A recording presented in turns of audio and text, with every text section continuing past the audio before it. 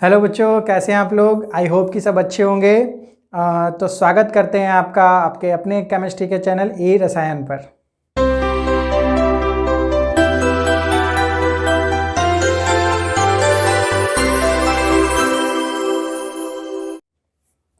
बच्चों, आज हम लोग करने जा रहे हैं केमिकल काइनेटिक्स का पार्ट नंबर 4 और आज का टॉपिक है हमारा इंटीग्रेटेड रेट इक्वेशन। बच्चों, इंटीग्रेटेड रेट इक्वेशन की हम लोगों को क्यों नीड होती है और हम लोग किस पर्सपेक्टिव में इसको हम लोग करने जा रहे हैं, किस डिफरेंशियल इक्वेशन का हम लोग इंटीग्रेशन करने जा रहे हैं। तो इसके लिए सबसे पहले हम लोगों को पता होना चाहिए बच्चों, हम लोगों ने लास्ट जो हमारा पार्ट था, पिछले पार्ट्स थे केमिकल काइनेटिक्स के, उसमें हम लोगों ने देखा था कि कैसे हम लोगों ने एवरेज रेट ऑफ रिएक्शन निकाला था, कैसे हम लोगों ने इंस्टेंटेनियस रेट ऑफ इक्वेशन निकाला था, रेट ऑफ रिएक्शन निकाला था।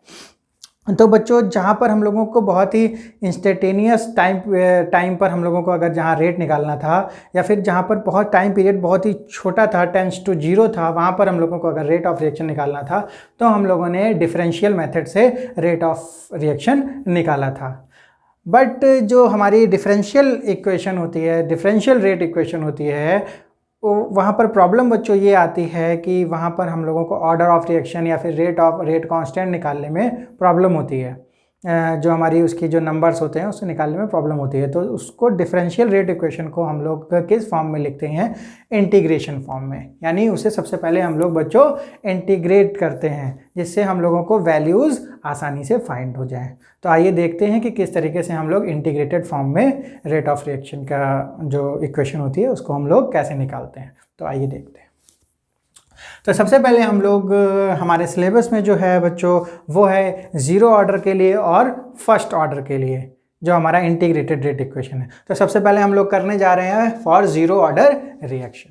तो अगर हम लोग यहाँ पर एक कोई रिएक्शन लेते हैं, दैट मीन्स जो रिएक्टेंट है और हमारा बन रहा है यहाँ पर प्रोडक्ट, इस रिएक्शन के लिए हम लोग ज़ीरो ऑर्डर मान के इसको डिफरेंशियल रेट इक्वेशन को करने वाले हैं इंटीग्रेट।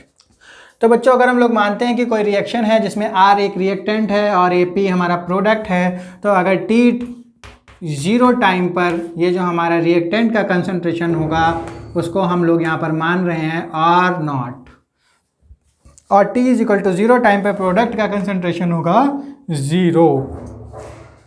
0 टाइम पे जो हमारा कंसंट्रेशन हुआ रिएक्टेंट का वो होता है हमारा बच्चों इनिशियल कंसंट्रेशन, क्योंकि 0 टाइम पर हमारा सारा का सारा अमाउंट किसका होगा? रिएक्टेंट का होगा। प्रोडक्ट हमारे पास कुछ नहीं होगा। जैसे ही टाइम पीरियड बढ़ेगा, या अगर पर्टिकुलर हम मानते हैं कि अगर T टाइम पर हम लोग इसका कंसंट्रेशन देखते हैं तो हम लोग मान लेते हैं कि इसका कंसंट्रेशन R मान लेते हैं, और इसका भी कंसंट्रेशन कुछ ना कुछ होगा, इसको P मान लेंगे हम लोग कंसंट्रेशन। तो ये इस डाटा के अकॉर्डिंग हम लोग एक डिफरेंशियल इक्वेशन लेते हैं, R = K, और ये जो हमारी रेट इक्वेशन होती है वो डिपेंड करती है हमारी रिएक्टेंट के कंसंट्रेशन पर, और रिएक्टेंट के कंसंट्रेशन पर यहाँ पर हम लोगों ने लिख दिया है। और इसकी जो पावर होगी वो पावर होती है ऑर्डर। तो ये हम लोग ज़ीरो ऑर्डर के लिए निकाल रहे हैं, तो बच्चों यहाँ पर ऑर्डर हो जाएगा हमारा 0। रेट के लिए हम लोग यहाँ पर लिख सकते हैं -dR/d।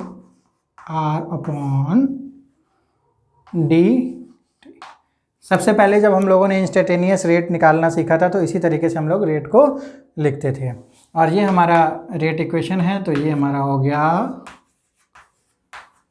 अब यहाँ पर हम प्रोडक्ट के टर्म्स में भी लिख सकते थे बच्चों, लेकिन जब प्रोडक्ट के टर्म्स में लिखते हैं तो यहाँ पर कोई रिलेशन नहीं होता और इसका इंटीग्रेशन हम लोगों को नहीं मिलता। तो हम लोगों ने यहाँ पर भी हमारा रिएक्टेंट टर्म्स में लिखा हुआ था, तो इसीलिए हम लोगों ने R की वैल्यू भी रिएक्टेंट के टर्म्स में लिखी। तो अब हम लोग इसको सॉल्व करते हैं और देख लेते हैं R। अब यहाँ पर जो R की पावर 0 है तो ये हो जाएगा हमारा 1,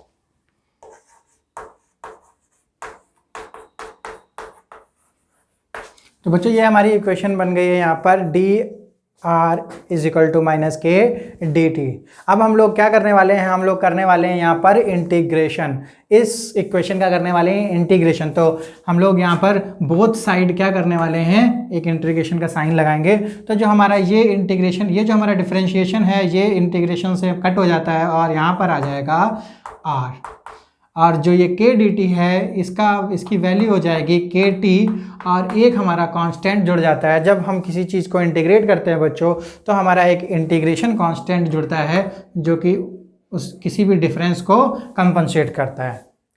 इस तरीके से इसका इंटीग्रेशन होता है, क्योंकि जो मैथमेटिक्स के बच्चे हैं उनको इसकी टेक्निकली नॉलेज होती है, जो बायो के बच्चे हैं उनको इसके बारे में कम नॉलेज होती है, तो उनको इसमें कोई भी टेंशन नहीं लेनी है बच्चों, और हमको ऐसे ही देख लेना है कि ये कैसे होता है इसका। तो इसके बाद जो हम लोगों को यहाँ पर करना है, अगर हम लोग टी टाइम 0 टाइम पर अगर इसको देखते हैं बच्चों, तो t is equal to 0 time पे जो हमारा कंसंट्रेशन ऑफ रिएक्टेंट है, दैट मीन्स जो हमारा r होगा वो किसके इक्वल होगा, इनिशियल कंसंट्रेशन के इक्वल होगा। तो अगर हम इस इक्वेशन को 0 टाइम पर लेते हैं तो हमारी ये वैल्यू आ जाएगी, ये हो जाएगा हमारा 0, और i की वैल्यू आ जाएगी r0। तो इस i की वैल्यू को हम इस इक्वेशन में जब बच्चों पुट करते हैं तो हमारी एक इक्वेशन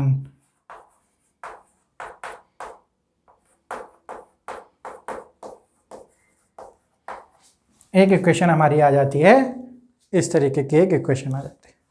तो अब हम लोग इस इक्वेशन को हम लोग यहाँ पर नोट डाउन कर लेते हैं और स्टार्ट करते हैं स्टार्टिंग से।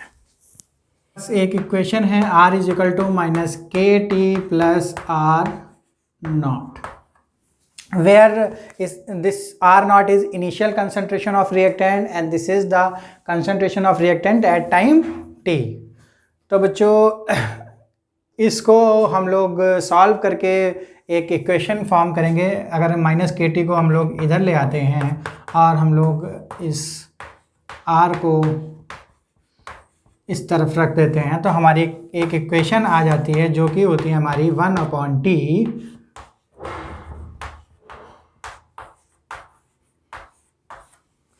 इस तरीके की बच्चों हमारी एक इक्वेशन बन जाती है।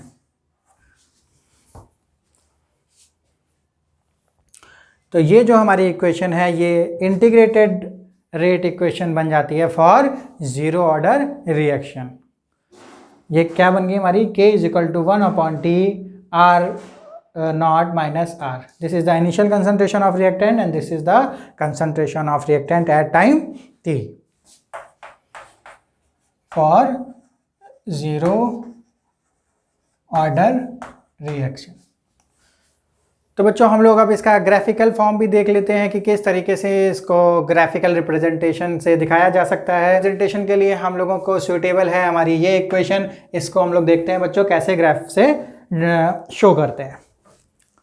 तो ये जो हमारी इक्वेशन थी, एक हमारी स्ट्रेट लाइन की इक्वेशन होती है बच्चों। ये एक इनिशियल नॉलेज है आपको ग्राफ बनाने के लिए। तो बच्चों मैथमेटिक्स बैकग्राउंड के बच्चे हैं और जो बायो बैकग्राउंड के बच्चे हैं, दोनों को ध्यान से समझना है कि जो हमारा स्ट्रेट लाइन का ग्राफ होता है उसकी जो इक्वेशन होती है वो इस तरीके से लिखी जाती है, y is equal to mx plus c। और उसका जो स्ट्रेट लाइन ग्राफ होता है वो हमारा इस तरीके से होता है। जो y होता है ये y एक्सिस पर है और जो हमारा x है ये x एक्सिस है, और जो हमारा m होता है ये हमारा स्लोप होता है इसका। दैट मीन्स ये जो इसका जो इंक्लाइंडनेस है, इस m को हम लोग tan थीटा से भी दिखाते हैं। तो इसकी जो डिग्री ऑफ इंक्लाइंडनेस है उसको हम लोग इसका स्लोप बोलते हैं। तो इसका स्लोप हो जाता है m, और ये जो c है, c होती है यहाँ से यहाँ की डिस्टेंस। अगर ये c0 होती है तो ये जो हमारा स्ट्रेट लाइन है ये ओरिजिन से निकलता है बच्चों। तो इस तरीके से जो हमारी स्ट्रेट लाइन की इक्वेशन होती है इन द मैथमेटिक्स, वो इस तरीके से शो होती है। तो अब हम लोग अगर किसी भी इक्वेशन का अगर ग्राफ रिप्रेजेंट करते हैं और उसकी जो कंपैरिजन है, उसकी जो तुलना है वो इस तरीके से की जाती है, तो हम लोग देखते हैं कि कैसे किसी को स्ट्रेट लाइन में रिप्रेजेंट करते हैं।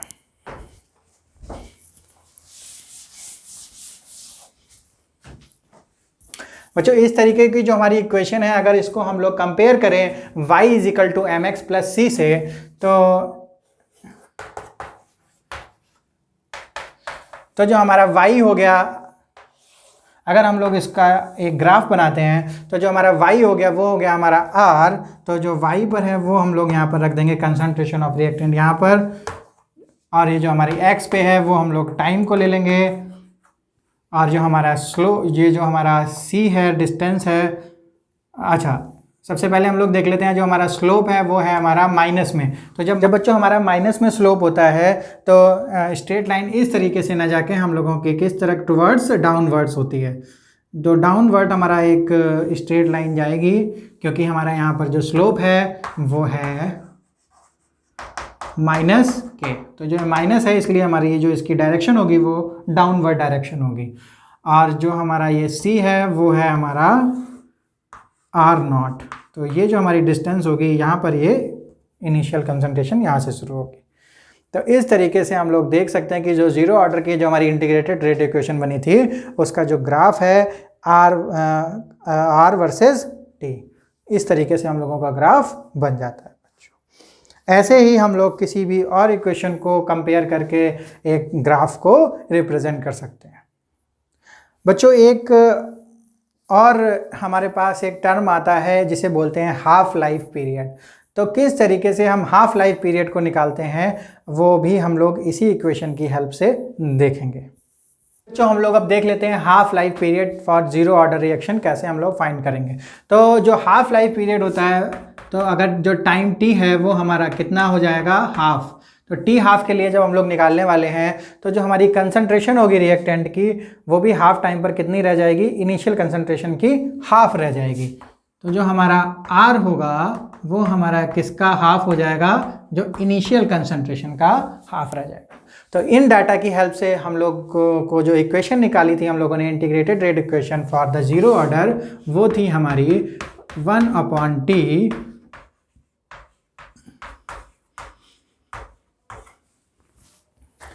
ये हम लोगों ने अभी फाइंड की थी बच्चों। तो इसमें हम लोग इसकी वैल्यू रखेंगे तो जो हमारी t है वो t हाफ हो जाएगी, और जो हमारी r की जगह हम लोग रखने वाले हैं r0/2। तो आइए देखते हैं कि क्या होने वाला है यहाँ पर। t हाफ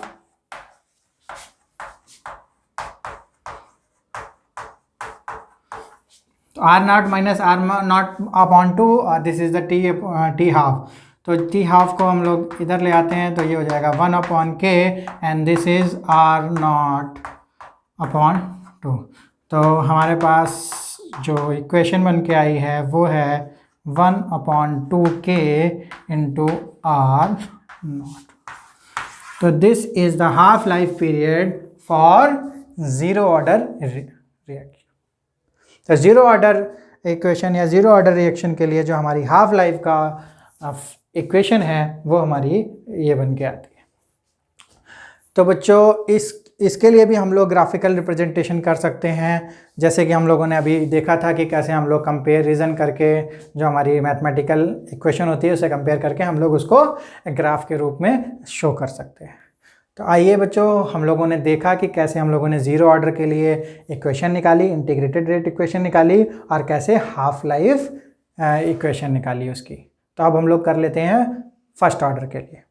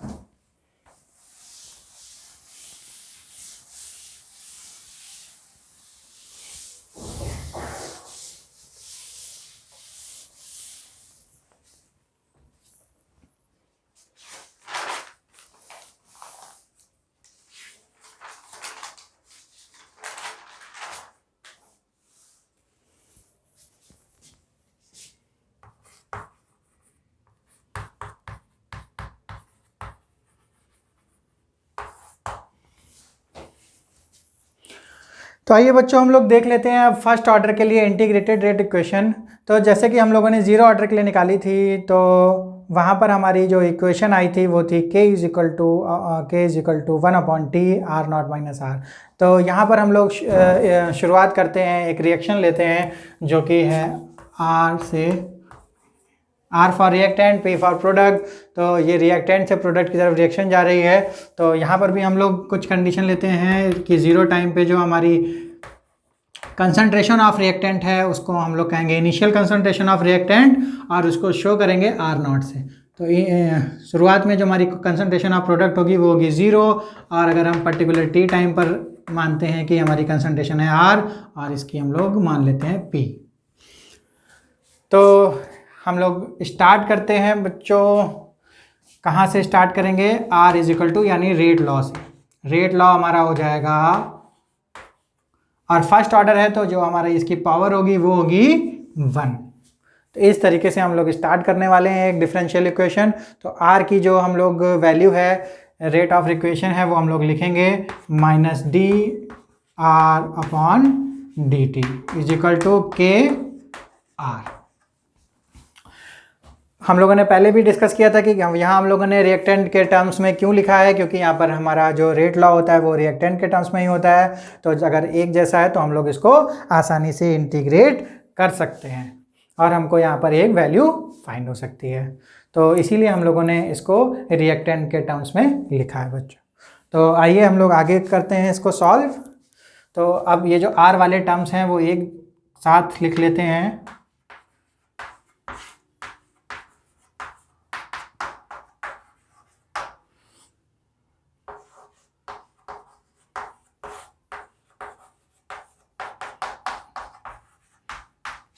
तो ये बन के आ गई हमारे पास इक्वेशन बच्चों, ये इक्वेशन बन के आ गई है, और इसको दोनों साइड हम लोग करने वाले हैं इंटीग्रेट। तो इंटीग्रेशन कैसे होता है, इसका इंटीग्रेशन क्या होगा, ये मैथमेटिक बैकग्राउंड वाले स्टूडेंट बहुत आसानी से समझते होंगे और बायो वाले स्टूडेंट भी समझ जाएंगे, क्योंकि इसका फॉर्मूला बच्चों होता है जो अभी देख लेते हैं कि इसका फॉर्मूला क्या होता है। तो 1 upon R into D R का फॉर्मूला होता है लॉग आर या नेचुरल लॉग आर। तो हम लोग इसी फॉर्म में इसको लिख लेंगे। अगर ये मेमोराइज़ करना है तो मेमोराइज़ कर लेंगे, नहीं तो हम लोग इसको समझ लेंगे। जो इसका जो हमारा इंटीग्रेशन होता है वो होने वाला है माइनस के टी और प्लस एक इंटीग्रेशन कांस्टेंट भी आएगा जिसको बोलते हैं आई। तो इस तरीके से हमारी ये इक्वेशन बन गई है। अब हमें i की वैल्यू फाइंड करने के लिए यहाँ पर t is equal to 0 time पर जो हमारा r है वो हो जाएगा इनिशियल कंसंट्रेशन। तो इसमें हम लोग वैल्यू रख देंगे, तो हमारा ये हो जाएगा ln r naught is equal to 0 और प्लस i। तो i की वैल्यू आ गई है, तो i की वैल्यू को हम लोग फिर से इस इक्वेशन में पुट कर देंगे। तो बच्चों हमारा आने वाला है ln r is equal to minus K T plus ln r naught. ये इक्वेशन आ जाएगी हमारी जो फाइनल इंटीग्रेटेड इक्वेशन है। इसको हम और सॉल्व करेंगे और इसको हम लोग फाइनल निकालते हैं। तो इधर का हम लोग एक बार रब कर दें।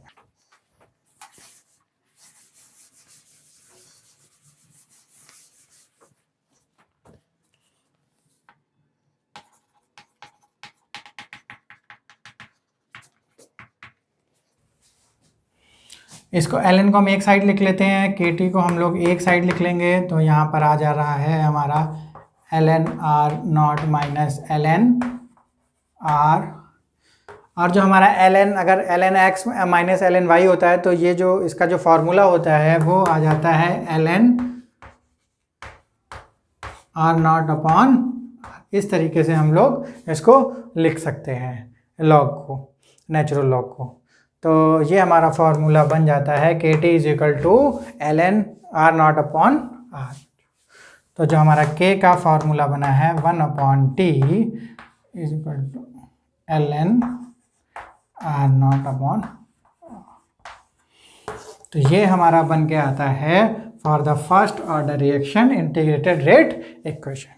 तो बच्चों ये जो ln है इसको हम लोग बोलते हैं नेचुरल लॉग, और इसको अगर हम लॉग में चेंज करना चाहते हैं तो हमको इसमें मल्टीप्लाई करना पड़ता है 2.303 से।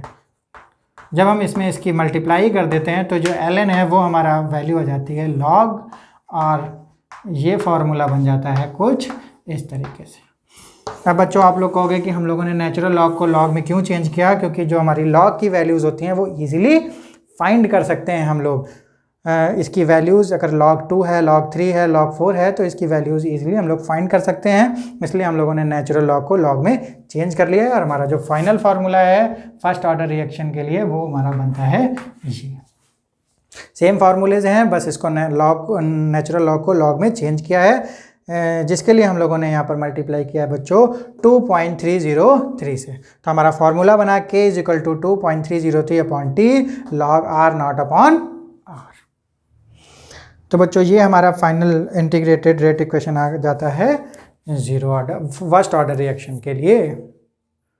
तो अगर हम लोगों को इसकी ग्राफिकल रिप्रेजेंटेशन देखनी है तो हम लोग इसको भी किसी इक्वेशन को लेके उसको क्या कराने वाले हैं, कंपेयर कराने वाले हैं स्ट्रेट लाइन इक्वेशन से।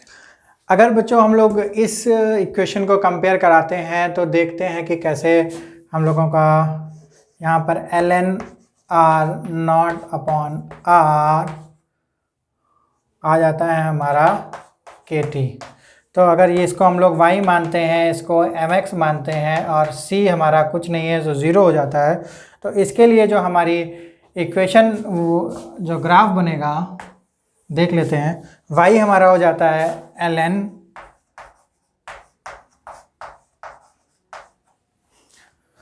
और हमारा x हो जाएगा यहाँ पर t, और बच्चों हमारा स्लोप हो जाएगा यहाँ पर k जो कि पॉजिटिव है, और हमारा c हो गया 0।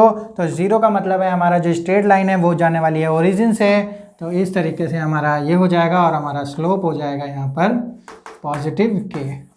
तो इस तरीके का ग्राफ बन जाता है अगर हम लोग इस इक्वेशन से ग्राफ बनाना चाहते हैं in between ln r naught upon r versus time. अगर हम लोग इस इक्वेशन को लेके अगर हम ग्राफ बनाते हैं तो भी देख लेते हैं किस तरीके का ग्राफ बनता है between time and ln r के बीच में।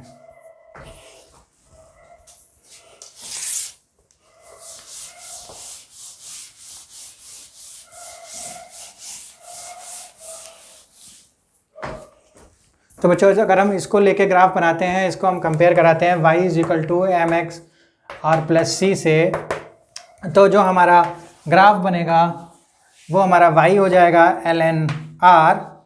ये बच्चों डिपेंड करता है कि हम लोग हमारा जो ग्राफ है वो किस किस के बीच में पूछ रहा है। तो अगर वहाँ पर था तो हमारा दूसरे टाइम और ln r naught upon r के बीच में था वो ऐसा ग्राफ। अगर हमको पूछ रहा है कि ln r और टाइम के बीच में अगर ग्राफ बताओ फॉर द फर्स्ट ऑर्डर का इंटीग्रेटेड रेट इक्वेशन, तो हम लोग इस तरीके से बताएंगे। तो y हमारा हो जाता है ये, x हमारा हो जाता है t, और जो हमारा स्लोप ये जो हमारा c है इसकी वैल्यू है, तो इसका मतलब है कुछ यहाँ पर डिस्टेंस होगी और हमारी स्ट्रेट लाइन होगी जिसका स्लोप होगा बच्चों ऐसा स्लोप नहीं होगा क्योंकि जो हमारा स्लोप है वो है नेगेटिव।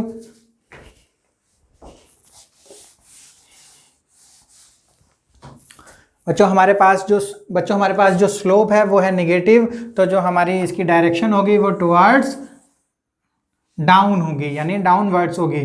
तो जो हमारा स्लोप है वो हो जाएगा -k, और जो हमारी यहाँ की डिस्टेंस है c है वो है हमारी ln r नॉट। तो अगर इस इक्वेशन को लेके अगर हम लोग ग्राफ प्लॉट करते हैं in between log r versus time, तो हमारा ग्राफ बनेगा कुछ ऐसा।